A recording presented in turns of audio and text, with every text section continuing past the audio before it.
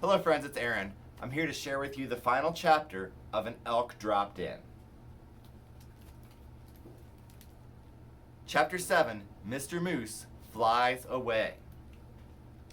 It was already getting dark and the town was twinkling like a mysterious carpet of lights as Mr. Moose landed on Finch's Way. He touched the ground gently in the garden and immediately Mama and Gertrude Witherspoon came storming toward us. "You could have crashed," shouted Mama. "Not with Mr. Moose," replied Mr. Moose confidently. "He's a star," said Gertrude. Old Pinnock and his shotgun had gone. Mama had convinced him he's had a bad dream and sent him back to his chickens. It had been snowing again, so heavily that no one could spot Mr. Moose's tracks in the woods. "I've been terribly worried about you," said Mama. "Enough to make me phone Papa. He'll be here tomorrow." "Your mother's really lost it," said Gertrude. "She was so upset that she'd tangled all her silk scarves up in knots." I've got a picture of the moose landing right here.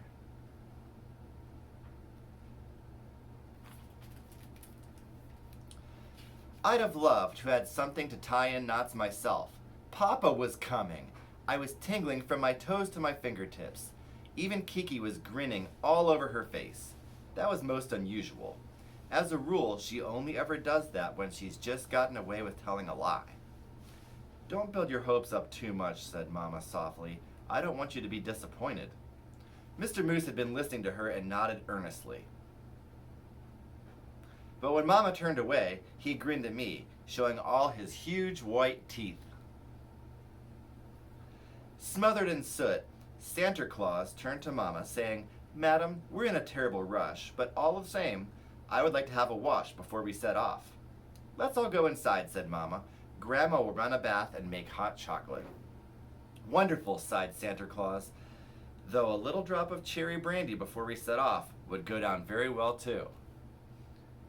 Grandma didn't come out into the garden with us when we were saying goodbye to Mr. Moose and Santa Claus. I believe she was actually a bit frightened of Mr. Moose because he was so huge. Mama had turned the lights on in every room in the house. Lights shone out from every window and snowflakes sailed past them like golden feathers. Gertrude Witherspoon said her women's group could go jump in a lake and gave Mr. Moose a big hug. Then she took off her most beautiful scarf and tied it around his neck. "Don't you look smart, Moose?" said Santa Claus. "That'll really make you stand out when you pull the Christmas sled tomorrow." Mr. Moose snorted. His nostrils began to quiver and I saw his legs trembling. "Boss," he stammered. "What an honor! But what will the reindeer—" "I'll take care of them," interrupted Santa Claus. It was meant to sound stern, but I could see he was trying not to laugh. Oh, I was so proud of my beloved Mr. Moose, who didn't know where to look, he was so embarrassed. His deepest wish had come true, and on top of it he was given a jar of poached pears that Mama had packed for him. "Those are to have on the way," Mama said to Mr. Moose. "Madam," said Mr. Moose, formally, "when I consume these, I shall neither slurp nor burp." "Burps aren't so bad," said Mama with a smile. Kiki's present for Mr. Moose was one of the photos she'd taken for the insurance. Then she looked down. She can't bear to be seen crying. "We'll always have Paris," said Mr. Moose. "Here's looking at you, kid." That was nice of him, as those were the last words in the film Casablanca that Kiki had thought so romantic. Only it wasn't Kiki who was flying away, but Mr. Moose. "I don't even have a jelly bear for you, Mr. Moose," I said sadly as he turned to me. "I haven't got anything at all." "Yes, you have, but you already gave it to me." One last time I put my arms around his warm neck and tickled him behind his enormous ears. "Goodbye, Mr. Moose," I whispered. "Goodbye, little boy," said Mr. Moose. Then he went down on his knees to let Santa Claus climb up on his back. I just can't describe what was going on inside me at that moment. I was being brave and didn't cry because Mr. Moose had once said it broke his heart to see little boys cry. My own heart didn't break. It burst into 1,000 little splinters, like Soren when Mr. Moose landed on it. The air flickered as Santa Claus scattered the last of the remaining Milky Way powder from the little bag over Mr. Moose. Keep well, and Happy Christmas," Santa Claus called. Mr. Moose scraped his hooves on the ground, and in the next moment he and Santa Claus had already disappeared in the dark winter sky as if they'd never been there.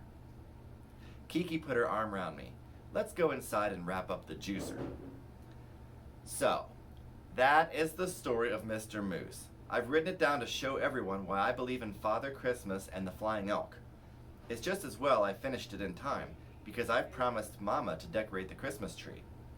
My story certainly isn't scientific like Kiki's account of the life of the Elks. I can hear her clacking away at the typewriter next door. With a bit of luck, her work will get to her accepted by the Académie Française. Today it's Christmas Eve, and later on, Papa is coming to see us.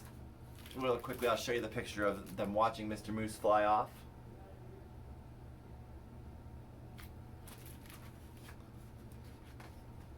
Later on, Poppy's coming to see us.